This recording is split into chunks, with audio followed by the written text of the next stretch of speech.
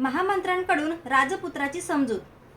त्या तरुण स्त्रिया अयशस्वी झाल्या व राजपुत्र काही त्यांच्याकडे आकर्षित झाला नाही हे उदयीनेच्या लक्षात आले। राजनीतीत कुशल असलेल्या उदयीने स्वतःच शेवटी राजपुत्राशी बोलवण्यात ठरवले। राजपुत्रास एकांतात भेटून उदयीन त्याला म्हणाला, तुझा एक अनुरूप मित्र म्हणून ज्या अर्थी राजाने माझी नेमणूक केली त्या अर्थी अंतःपूर्वक मित्रभावनेने तुझ्याशी बोलण्याची माझी इच्छा आहे, असे म्हणून उदयीनाने सुरुवात केली। जे अहितकारक आहे त्यांच्यापासून परावृत्त करणे, जे हितकारक आहे ते करण्यास प्रवृत्त करणे, हे संकटकाळी सोडून न जाणे, हे मित्राची 3 लक्षणे आहेत। मित्रत्वाचे अभिवचन दिल्यानंतरही पुरुषार्थापासून तुला दूर जात असताना पाहून मी त्याकडे दुर्लक्ष करणे म्हणजे मी मित्रत्वाला पारखा झालो असे होईल। कपटाने सुद्धा स्त्रीला वश करणे हे योग्यच आहे, त्यामुळे मनुष्याची लज्जाही जाते व त्याचे रंजनही होते। आदरपूर्वक वागणूक व तिच्या इच्छेची परिपूर्ती यांनी स्त्रीचे हृदय बांधले जाते। सद्गुणच खऱ्या अर्थाने प्रेमाचे कारण असतात, कारण स्त्रीला आदरभाव आवडतो। मग हे विशाल नयनाच्या राजपुत्रा, जरी तुझ्या मनात नसले तरी तुझ्या सौंदर्याला साजेशात शालीनतेने तू त्या स्त्रियांना प्रसन्न करण्याचा प्रयत्न नाही का करणार? विनय हा स्त्रियांना सुगंधी उठण्याप्रमाणे सुखकर वाटतो। विनय हा एक बहुमूल अलंकार आहे। विनया वाचून सौंदर्य हे पुष्पहीन उद्यानासारखे आहे। पण केवळ विनयाचा काय उपयोग? त्याच्याबरोबर हृदयातील भावनेचीही जोड असली पाहिजे। मोठ्या कष्टाने प्राप्त होणारे कामभोग तुझ्या मुठीत आहेत, मग खात्रीने तू त्यांचा तिरस्कार का करावा?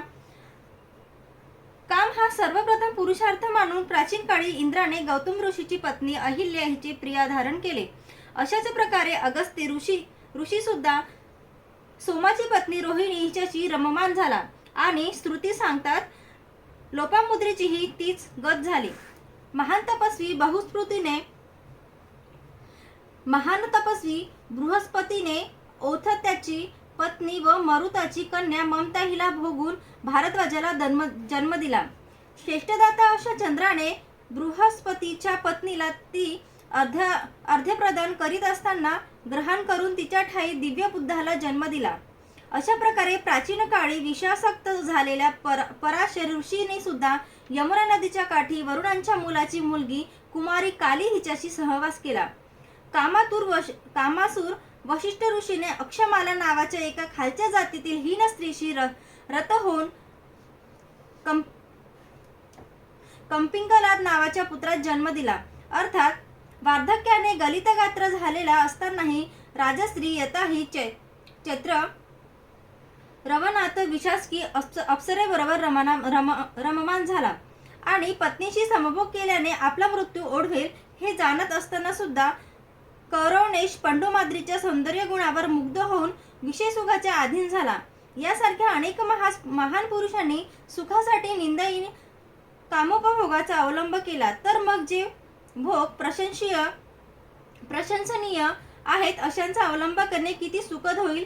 आणि असे असताना तुझ्यासारख्या शक्ती व सौंदर्य संपन्न युवकाने ज्या सुखाचा अधीन सर्व जग आहे आणि ज्या सुखावर स्वभावतः तुझा हक्क आहे त्या सुखाची अपेक्षा करावी हे आश्चर्य आहे।